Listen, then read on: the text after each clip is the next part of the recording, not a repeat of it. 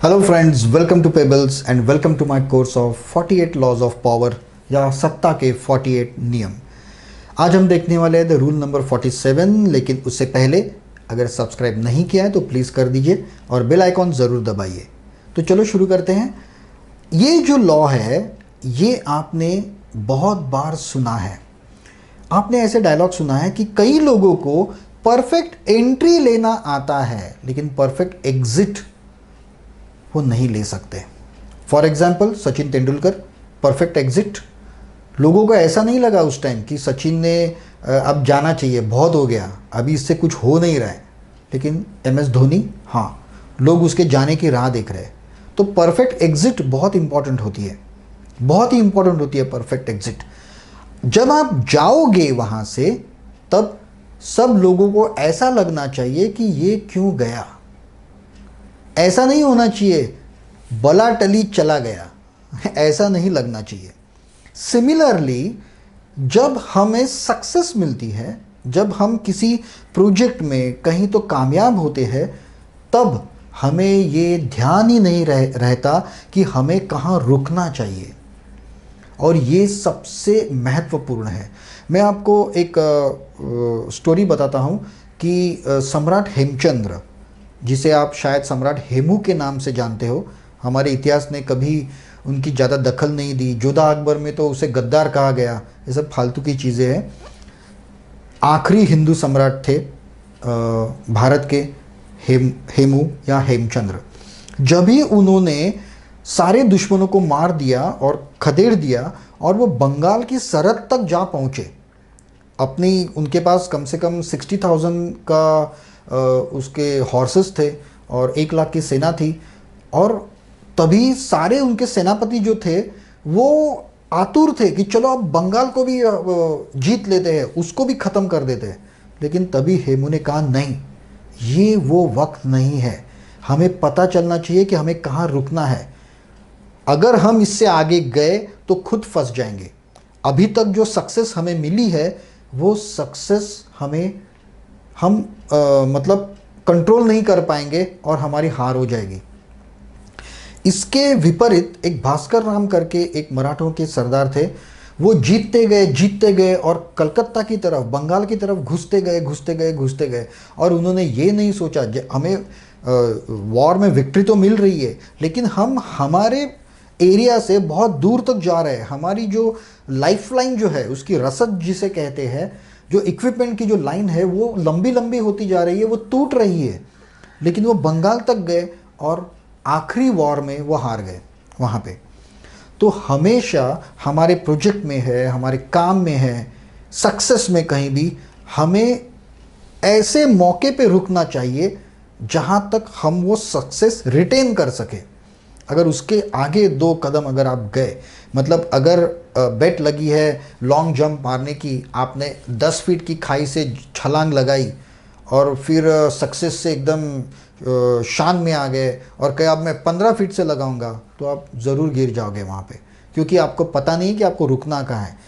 तो इसलिए आदमी को खुद की औकात परफेक्ट पता होनी चाहिए, दूसरों के बहकावे में कभी नहीं आना चाहिए। तो ये रूल कहता है Do not go past the mark you aimed for. In victory, learn when to stop. यहां हमने ये तो सीखा कि लास्ट मिनट और रिटर्न की भी पूरी प्लानिंग करनी चाहिए। अगर आपने एक गोल फिक्स किया है और वो गोल को आपने अचीव कर लिया, हासिल कर लिया, तो वही रुकिए। क्या आपने आगे का प्लानिंग किया है? नहीं किया है तो डोंट गो अहेड। भले आपको ऐसे लगेगा कि सामने के जो 2 स्टेप्स है वो भी मैं कर सकता हूँ, वो भी मैं हासिल कर सकता हूँ, क्योंकि हमारा कॉन्फिडेंस लेवल बहुत ज़्यादा बढ़ जाता है जब हमारे प्लान के मुताबिक सब कुछ होता है और हमें सक्सेस मिलती है। तो हम बहुत चढ़ जाते हैं, इन शॉर्ट चढ़ जाते हैं हम, और हम आगे चले जाते हैं और वहीं हमारी मात होती है। तो जो भी गोल आपने डिसाइड किया है उसके आगे कभी मत जाइए। Stop and stop there. Okay, let's see what this say. The powerful know that the essence of the strategy is controlling what comes next. Strategy, जो प्लानिंग आपने किया है, उसका इसेंस ये होता है कि जो सक्सेस आपको मिली है उसका पूरा कंट्रोल कीजिए, उसको पूरी तरह से कंट्रोल कीजिए और उसे कंट्रोल किए बिना आगे मत जाइए। The essence of the strategy is controlling what comes next, क्योंकि आगे क्या आने वाला है आपको पता नहीं। इस विजय की धुंधी में आप आगे चले जाओगे और वहाँ शायद आपके लिए मात लिखी होगी।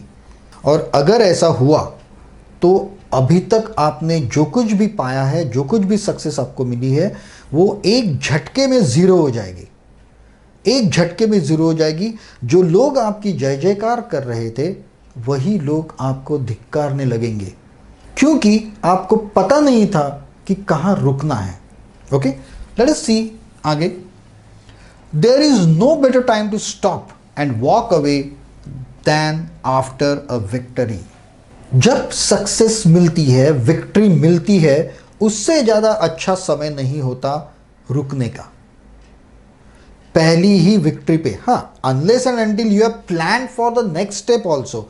फॉर एग्जाम्पल, जैसे छत्रपति शिवाजी महाराज ने अफजल खान को मारा और उसके बाद उन्होंने एक के बाद एक विजय प्राप्त करने शुरू कर दिए, अटैक करना शुरू कर दिया, लेकिन ये उन्होंने पहले ही प्लान कर लिया था। अफजल खान को मारना, ये it was just a first step, लेकिन उससे जो डर पैदा हो गया मुगलों में, उसका फ़ायदा उठा के आगे आगे जीतते जाना, ये भी एक प्लान था। लेकिन वहाँ भी छत्रपति शिवाजी महाराज जैसे व्यक्ति ने, उनके इतिहास से भी हमें सीखना चाहिए, लेकिन वहाँ भी वो प्लानिंग जहाँ तक की थी उसके 2 स्टेप आगे चले गए, क्योंकि जीत मिलती गई मिलती गई मिलती गई और फिर पन्हाड़ा में उनको रुकना पड़ा और सिद्दी जोहर ने पूरे पन्हाड़ा को सर्कल कर दिया, घेरा बना दिया और वो वहाँ पे फंस गए। और उसके बाद जिसे पावनखिंड कहते हैं, बाजी प्रभु देशपांडे ने अपनी जान की बाजी लगाकर उन्हें वहाँ से निकाला और विशालगढ़ पर पहुँचाया। तो ये हो सकता है, अगर छत्रपति शिवाजी महाराज जैसे महान राजा जिन्होंने कभी पराजय नहीं देखी थी, वो अगर 2 स्टेप अपने प्लान के आगे 2 स्टेप जाके मात खा सकते हैं, तो हम किस खेत की मूली हैं? हम ये सब कंट्रोल नहीं कर सकते।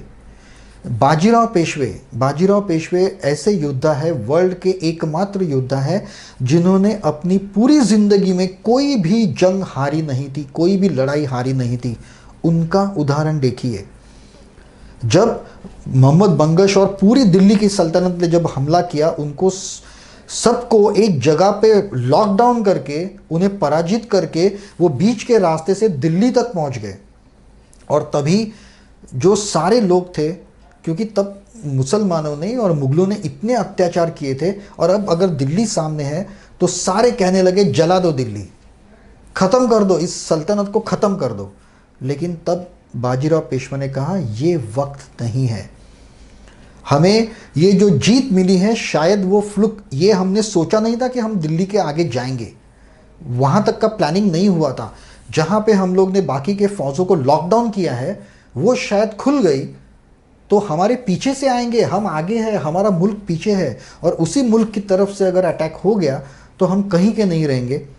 तो वो वहाँ पे गए, थोड़ी सी मारकाट की और दिल्ली पर दहशत बैठाई उनकी, और वार्निंग दे दी अगर मैं आज आ सकता हूँ तो फिर आ सकता हूँ, और उन्होंने वहाँ से पीछे आ गए। वो ये होता है एक महान पराक्रमी जो पेशवा जो थे बाजीराव पेशवे, और उन्होंने कहा है मेरे आदर्श कौन हैं? छत्रपति शिवाजी महाराज, उनसे मैंने ये सीख ली है, और उनकी जो गलतियाँ हुई उनसे भी मैं सीख ले रहा हूँ, उनसे भी मैं सीख ले रहा हूँ।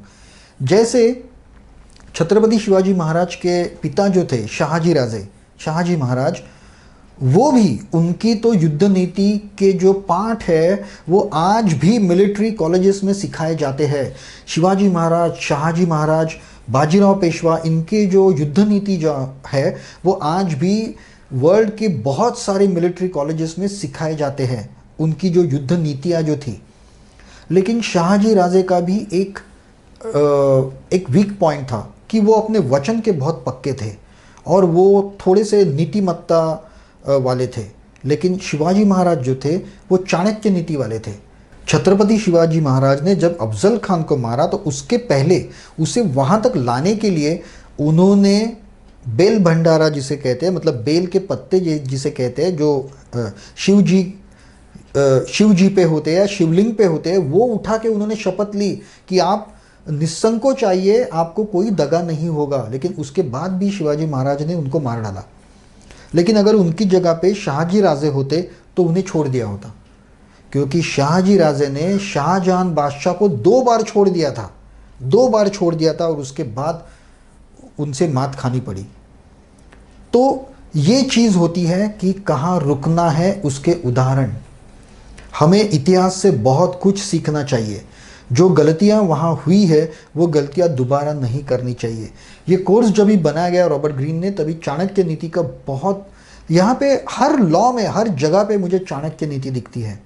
हमारे ही लॉ दिखते हैं।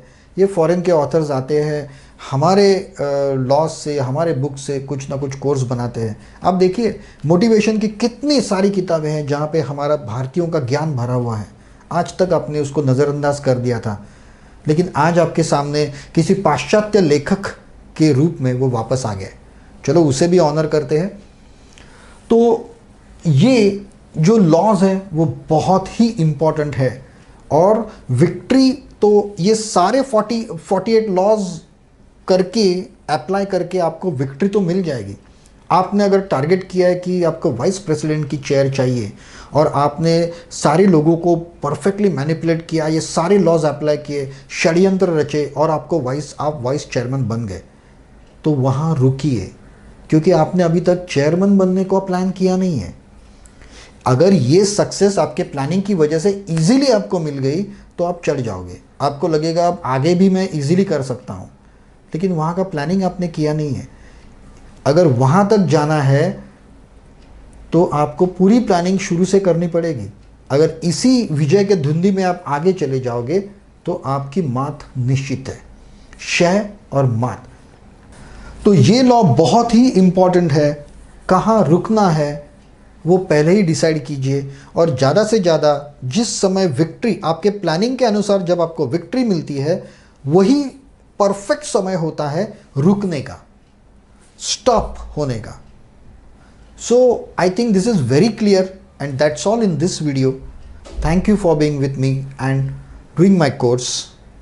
अब हम मिलेंगे हमारे लास्ट रूल में, that is rule number 48 in my next video. तब तक के लिए stay safe and stay happy. We'll see you in next video. Goodbye.